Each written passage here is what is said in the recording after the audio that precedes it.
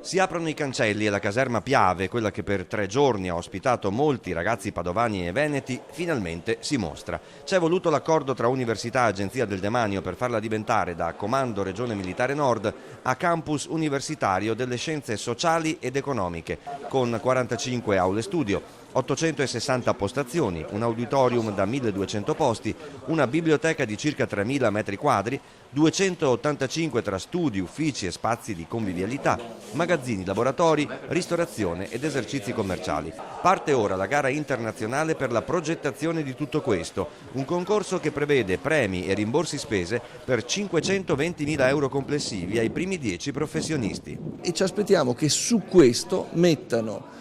creatività, fantasia, impegno, perché questo luogo, che è già bello se lo guardate, diventa un luogo ancora più bello, un luogo aperto alla città, un luogo aperto ai nostri studenti che lo devono vivere entrando e guardando non solo la funzione, che ovviamente è molto importante, ma anche la bellezza. Un cantiere del valore di 50 milioni, un investimento che, assicura il rettore, si ripagherà con il risparmio di molti canoni di affitto che il Bo oggi paga, dovendo anche sparpagliare molte facoltà in giro per la città. Qui siamo appena dentro le mura tra via Cristoforo Moro e Riviera Paleocapa, all'ombra della Specola, che una tradizione non vera vuole sia la Torre di Galileo. Non sarà vera, ma può essere di buon augurio per chi studierà qui, 5.000 universitari.